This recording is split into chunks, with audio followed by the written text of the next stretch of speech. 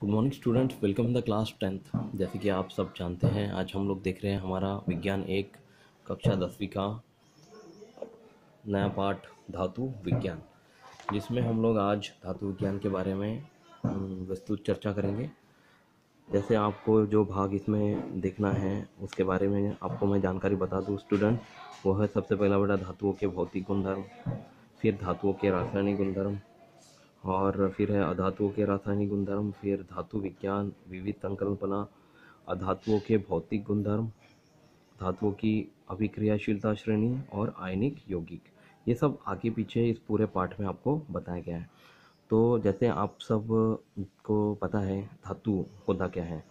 धातु ऐसा एक तत्व है जो हमारे आसपास हवा में या ज़मीन में, मृदा में एक अशुद्धि के रूप में मिलता है। तो धातुएं ऐसी होती हैं कि जो हमें आसानी से प्राप्त होती है और वो आसानी से प्राप्त नहीं भी होती है।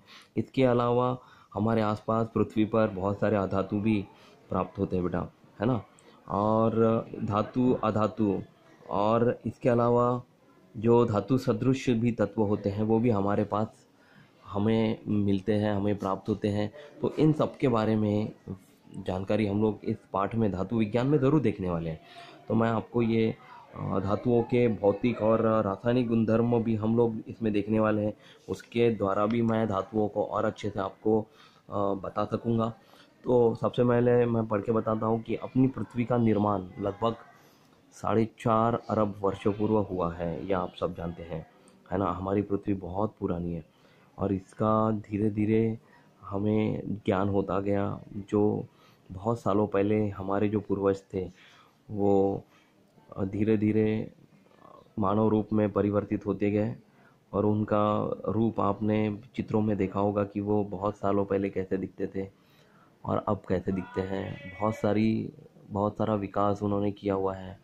और विकास की अगर बात करें तो हम लोग विकास में इतने दूर तक पहुंच गए हैं कि जो धातु बहुत पहले पता थे उसके अलावा बहुत सारे धातुओं के आयन्स, उनके यौगिक, उनके बहुत सारे अन्य प्रकार हम लोग धातु और अधातुओं के बारे में सीख चुके हैं। उनके बारे में हमने एक दूसरे पाठ में आधुनिक आवर्त सारणी में धातुओं की श्रृंखला देखी हुई है। उन श्रृंखलाओं में आप धातुओं के बारे में, धातुओं के नाम, उनका परमाणु क्रमांक, उनका परमाणु द्रव्यमान, ये सब चीज़ें सीख चुके हैं बेटा।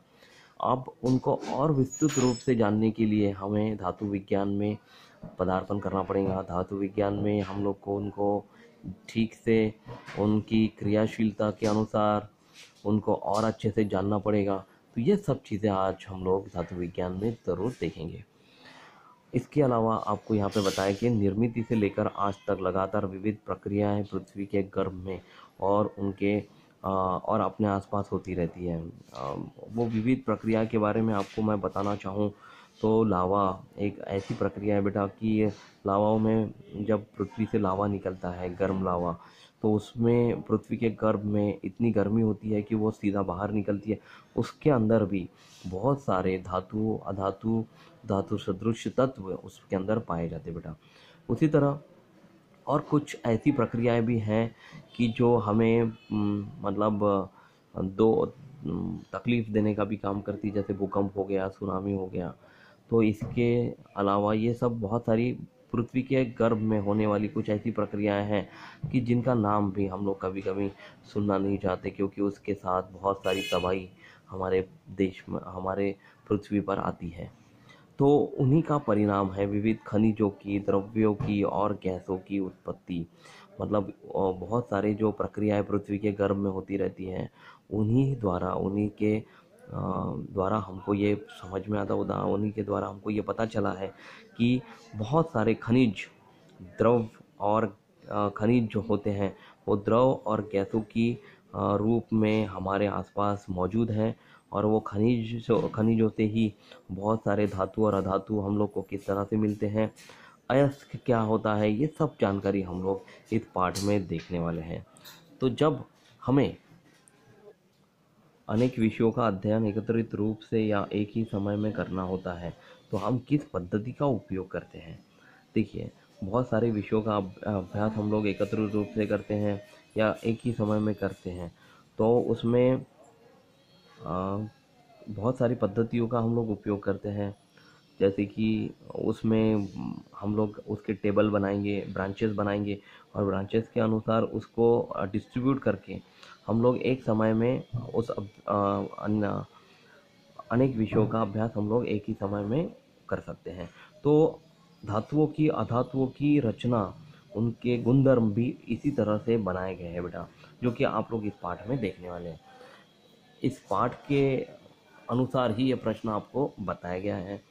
तो अपने आसपास पाए जाने वाले अनेक पदार्थ किसी न किसी तत्व के रूप में होते हैं या उनके यौगिकों से बने होते हैं।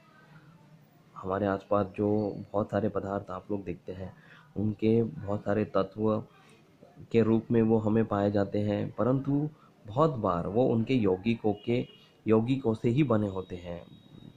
90 से 80% जो तत्व होते हैं उनके यौगिकों से बने होते हैं और उनको पृथक्करण पद्धति से या फिर छन्ने वाली पद्धति से या फिर बहुत सारे अन्य अलग अलग पद्धतियों से उनको अलग किया जाता है और उनको धातु या तत्व के रूप में, धातु अधातु तत्व के रूप में उनको बनाया जाता है। तो तत्वों का वर्गीकरण प्रारंभिक काल में उनके रासायनिक और भौतिक गुणधर्मों के अनुसार धातु, अधातु और धातु सदृश इन प्रकारों में किया गया और आज भी वही उपयोग में है। तो देखो बेटा, यहाँ पे आपको बहुत ही अच्छी जानकारी बताई गई कि तत्वों का वर्गीकरण बहुत प्रारंभिक काल से रासायनिक और उनके भौतिक गुणधर्मों के अनुसार उनकी रचना की गई। वो उनको धातु और अधातु और धातु सदृश तत्वों में वर्गीकृत किया गया। उनके रासायनिक और भौतिक गुणधर्मों के अनुसार उनको वर्गीकृत किया गया। उनको एक जगह दी गई, उन जगह के अनुसार ही उनका परमाणु क्रमांक और परमाणु द्रव्यमान बनाया गया। इन प्रकारों में किया गया और आज भी वही उपयोग में है। जैसे मैं अभी थोड़ी देर पर मैं आपको दिखाता हूँ कि जो हमने पाठ 2 में देखा था, है ना, वो सब मैं आपको अभी दिखाऊंगा। पिछली कक्षा में आपने उनकी विशेषताओं का अभ्यास किया है। इस पाठ में उनके बारे में हम अधिक जानकारी प्राप्त करेंगे। तो पिछली कक्षाओं में आप याद है, कक्षा 9वीं में आपने धातु की विशेषताओं, तत्वों की विशेषताओं, अधातुओं की विशेषताओं के बारे में जरूर चर्चा की हुई है, उनके बारे में अभ्यास भी किया है और इनकी विस्तृत अधिक जानकारी आज हम लोग प्राप्त करेंगे। तो धातु व अधातु के भौतिक गुणधर्म कौन कौन से हैं, इनका उत्तर आपको यहाँ पे बताने के पूर्व मैं आपको डायरेक्टली पाठ 2 पर ले चलता हूँ। देखिए, ये जो दूसरा पाठ है हमारा, तत्वों का आवर्ती वर्गीकरण। ये तत्वों का आवर्ती वर्गीकरण में हमने सबसे महत्वपूर्ण तत्वों के बारे में जानकारी देखी थी। आधुनिक आवर्त सारणी देखी हुई है हमने, और आधुनिक आवर्त सारणी का दीर्घ स्वरूप भी हमने यहाँ पे स्टूडेंट देखा हुआ है। अब ये आधुनिक आवर्त सारणी में आपने ये परमाणु क्रमांक, संकेत नाम और परमाणु द्रव्यमान यहाँ पे क्या क्या है ये सब यहाँ पे दिया गया है। हाइड्रोजन जैसे ये पहला तत्व है, फिर उसके बाद दूसरा तत्व हीलियम है। ये 18 यहाँ पे समूह है बेटा, और यहाँ पे 7 आवर्त होते हैं। ये पहला आवर्त, ये दूसरा, ये तीसरा, ये चौथा, पांचवा, छठवां, सातवां, ठीक है। और उनमें अलग अलग खंड बनाए गए हैं। ये एस खंड है, ये डी खंड, ये पी खंड है और ये एफ खंड, ठीक है। ये एफ खंड जो है वो यहाँ पे 7वें आवर्त में तीसरे समूह में पाए जाने वाले कुछ तत्व हैं, ठीक है। और ये तीसरे ही समूह में 6वें आवर्त में पाए जाने वाले कुछ समूह हैं जो कि आपको एफ खंड में दिए गए हैं, ठीक है। तो ये पूरी की पूरी आधुनिक आवर्त सारणी का दीर्घ स्वरूप है, जिसमें कई धातुएं हैं, कई अधातुएं हैं। यहाँ पे कुछ अधातु सदृश तत्व भी आपको बताए गए हैं, ठीक है। आवर्त क्या है और समूह क्या है, इसके बारे में पूरी जानकारी आपको पाठ 2 में आपको बताई गई है। तो इसमें ये जो धातुओं के कुछ नाम मैं आपको बताना चाहूँगा पढ़कर। ये है बेटा लिथियम, बेरियम, फिर ये धातु है boron, carbon, nitrogen, oxygen, fluorine, neon. तत्वों के नाम मैं आपको बताना चाहता हूँ, सोडियम, मैग्नीशियम। फिर 13 नंबर का जो परमाणु क्रमांक है 13 नंबर का एल्यूमिनियम, 14 नंबर का परमाणु क्रमांक का silicon, phosphorus, sulphur, chlorine, argon, जिसमें अभिक्रियाशील तत्व यहाँ पे जोरदार तरीके से यहाँ पे बताया गया बेटा। एक तो पहला है सोडियम और दूसरा है क्लोरीन। इनके बारे में, इन दोनों को अभिक्रिया करने के बाद हमें जो धातु जो यौगिक मिलता है वो होता है बेटा NaCl, यानी कि सोडियम क्लोराइड, जिसको हम लोग नमक भी बोलते हैं। ये सबसे ज़्यादा अभिक्रियाशील तत्व है। इसके अलावा ये बहुत सारे एल्यूमिनियम, सिलिकॉन, फास्फोरस, मैग्नीशियम, ये भी पाए जाने वाले अभिक्रियाशील तत्व हैं। फिर potassium, calcium, scandium, titanium, vanadium, chromium, manganese, iron, cobalt, nickel, copper, zinc, gallium, germanium, arsenic, selenium, bromine, krypton, xenon, radon, argon, ये सब बहुत सारे तत्व यहाँ पे आपको बताए गए हैं जो कि केमिस्ट्री में उपयोग में पाए जाते बेटा, जिसको हम लोग रासायनिक सूत्रों में बहुत बार इसका उपयोग किया है हमने, है ना। तो ये सब धातु विज्ञान के ऐसे कुछ धातु हैं, ऐसे कुछ तत्व हैं जिनका उपयोग हम लोग को धातु विज्ञान में आने वाला है। तो अभी हम लोग चलते हैं धातुओं के भौतिक गुणधर्मों की तरफ। धातुओं के भौतिक गुणधर्मों में इसको इंग्लिश में फिजिकल प्रॉपर्टीज ऑफ मेटल कहते हैं। धातुएं मुख्य रूप से ठोस अवस्था में होती है, ये आपको पता है ना। परंतु ये ठोस अवस्था के अलावा भी वायुमंडल में ऑक्सीजन के रूप में भी पाए जाते हैं। तो केवल पारा और गैलियम ये धातुएं कमरे के तापमान पर द्रव अवस्था में होती है। धातुओं में चमक होती है। ये एक महत्वपूर्ण गुणधर्म है धातु का, कि धातुओं में चमक होती है। ज़्यादातर वो ठोस अवस्था में पाए जाते हैं। वायुमंडल की ऑक्सीजन और आर्द्रता, इसी प्रकार से कुछ क्रियाशील गैसों के संपर्क में आने पर धातुओं के पृष्ठभाग की अभिक्रिया होकर उनकी चमक कम हो जाती है।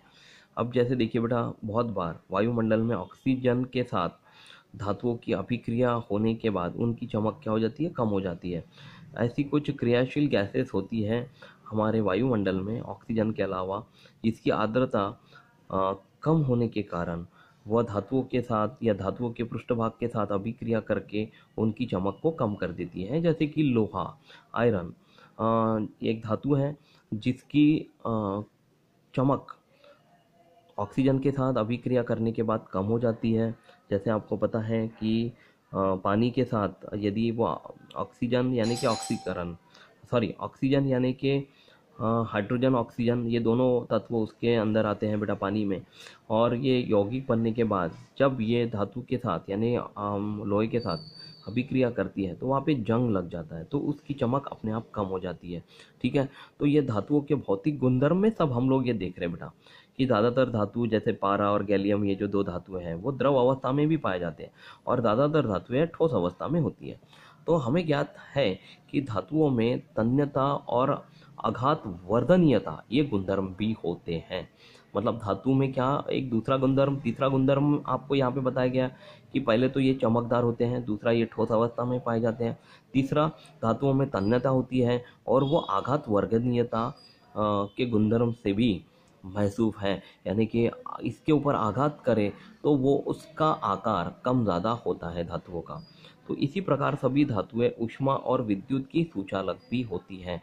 एक पांचवा गुणधर्म आपको यहाँ पे बताया गया है कि धातुएं जो होती है ज़्यादातर उसमें ऊष्मा और विद्युत की ज़्यादातर सुचालक होती है। सभी धातुएं सामान्य रूप से कठोर होती है। तो ये छठवां सातवां गुणधर्म आपको यहाँ पे बताया गया है कि सभी धातुएं कठोर होती हैं, परंतु क्षारीय धातुएं समूह एक की उदाहरणार्थ लिथियम, सोडियम और पोटेशियम ये इसके अपवाद हैं। यानी कि इसका कहना क्या है कि ज़्यादातर धातुएं कठोर होती है, क्षारीय होती है, परंतु समूह एक की लिथियम, सोडियम और पोटेशियम ये कठोर नहीं होती है और क्षारीय भी नहीं होती है। ये इसमें अपवाद है, ये तीनों धातुएं इसकी अपवाद है। तो ये धातुएं अत्यधिक मुलायम होने की वजह से वे चाकू से आसानी से काटी जा सकती है। ये धातुएं कैसी होती है बेटा, मुलायम होती है, कठोर नहीं होती तो मुलायम होती है, और इसको आसानी से चाकू से काटा भी जा सकता है। इन धातुओं का द्रवणांक और क्वथनांक उच्च होता है। इन धातुओं का द्रवणांक और क्वथनांक यदि आपको पूछा गया तो वो क्या होगा, उच्च होगा। उदाहरणार्थ द्रवणांक को हम लोग इंग्लिश में मेल्टिंग पॉइंट कहते हैं बेटा, और क्वथनांक को हम लोग बॉइलिंग पॉइंट भी कहते हैं। जैसे उदाहरणार्थ टंगस्टन धातु का द्रवणांक सबसे अधिक है। टंगस्टन ये भी एक धातु का नाम आपको अभी पता चला है। उसका द्रवणांक यानी कि उसका मेल्टिंग पॉइंट, जैसे ये धातु ठोस अवस्था में होगा, जैसे ही उसको गर्म किया तो वो पिघलने लगता है बेटा, तो ये द्रवणांक इसको प्राप्त होगा टंगस्टन धातु को। वो कितना होगा? वो होगा 3422 डिग्री सेल्सियस। और इसके विपरीत सोडियम, पोटेशियम, पारा, गैलियम इन धातुओं के द्रवणांक और क्वथनांक बहुत ही कम होते हैं। जैसे कि क्वथनांक समझ में आया आप लोग को? क्वथनांक यानी कि जब द्रव अवस्था से उसको द्रव अवस्था से जब उसको गैस अवस्था में परिवर्तित किया जाता है। जैसे मान लीजिए कि पानी को उबालकर हम लोग उसको गैस में परिवर्तित कर रहे हैं, तो वो क्रिया होती है क्वथनांक वाली। ठीक है बेटा। तो जैसे सोडियम, पोटेशियम, पारा और गैलियम इन धातुओं का द्रवणांक और क्वथनांक यदि देखा जाए तो वो क्या होता है बेटा? बहुत कम होता है। किसके अनुसार? हाँ, टंगस्टन धातु के द्रवणांक के विपरीत ये कम होता है। तो कुछ धातुओं पर आघात करने पर उनसे ध्वनि का निर्माण होता है। ऐसे तो बहुत सारे धातु हैं। लोहे पर आघात करने पर भी ध्वनि का निर्माण होता है। ये भी एक धातुओं का भौतिक गुणधर्म है बेटा। जैसे तांबा या फिर चांदी हो गया, या फिर कोई एल्यूमिनियम हो गया, इसके ऊपर आघात करने पर उनसे ध्वनि का निर्माण होता है। तो यह गुणधर्म ध्वनिक यानी कि सोनोरोर इनको हम लोग कहते हैं। ऐसी धातुएं ध्वनिक धातुएं भी कहलाती हैं। तो जिन धातुओं पर आघात करने पर ध्वनि का निर्माण होता है उन धातुओं को ध्वनिक धातुएं कहते हैं। ये बात आपको समझ में आ गई है। अब हम लोग चलते बेटा अधातुओं के भौतिक गुणधर्म की तरफ, जिनको हम लोग physical properties of non metal भी कहते हैं। तो कुछ अधातुएं ठोस अवस्था में होती हैं, तो कुछ गैसीय अवस्था में भी होती है। मतलब जैसे हमने धातुएं के भौतिक गुणधर्म देखे थे, वैसे ही यहाँ पे आपको बताया गया है कि कुछ धातुएं तो ठोस अवस्था में होंगी, परंतु कुछ गैसीय अवस्था में भी होती। तो ब्रोमीन इसका अपवाद है, क्योंकि वह द्रव अवस्था में पाया जाता है। हमने अधातुओं को ठोस और गैस अवस्था में होने के बारे में बताया, परंतु ब्रोमीन जो अधातु है वो द्रव अवस्था में पाया जाता है बेटा। तो अधातुओं में चमक नहीं होती है। जैसे हमने धातुओं के बारे में बताया कि धातुओं में चमक होती है, परंतु अधातुओं में चमक नहीं होती। और इसका आयोडीन एक अपवाद है, क्योंकि उसके केलास यानी कि क्रिस्टल चमकदार होते हैं। कभी आपको अगर बोला गया कि आयोडीन जो एक अधातु है उसमें तो चमक पाई जाती है, परंतु वह अधातु क्यों है? तो ये इसका एक अपवाद है, क्योंकि उसके जो क्रिस्टल होते हैं वो क्या होते हैं बेटा? चमकदार होते हैं। अधातुओं में कठोरता नहीं पाई जाती। धातुओं में कठोरता होती है, मैंने आपको बताया, परंतु अधातुओं में क्या होती है बेटा? कठोरता नहीं होती, वो मुलायम होते हैं। तो हीरा अपवाद है, जो कि कार्बन का ही अपरूप है। इसका एक हीरा जो है ना बेटा वो अपवाद है। ठीक है। हीरा यह सबसे कठोर और प्राकृतिक पदार्थ है। हीरा मैंने अभी आप लोग को पहली बार नाम बता रहा हूँ कि ये एक अधातु है, और ये एक कठोर अधातु है।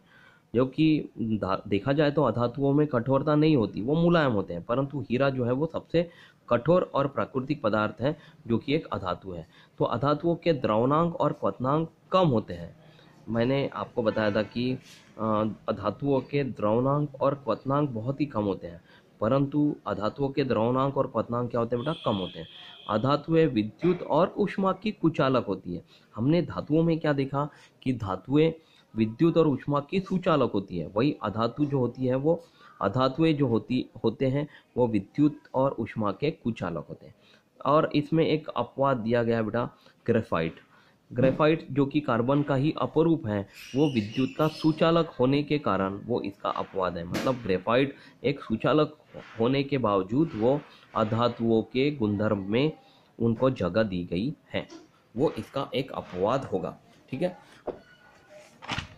अब यहाँ पे इसके पश्चात आपको अगले भाग में मैं धातुओं के रासायनिक गुणधर्म बताऊंगा। और धातुओं के रासायनिक गुणधर्मों में जिसको हम लोग केमिकल प्रॉपर्टीज ऑफ मेटल कहते हैं, उसमें हम लोग को कुछ यहाँ पे प्रयोग करके बताए हैं। इन प्रयोगों को किस तरह से किया गया है, इनकी रासायनिक अभिक्रिया कैसे बनाई गई है, ये पूरी जानकारी मैं आपको अगले वीडियो में ज़रूर दूंगा।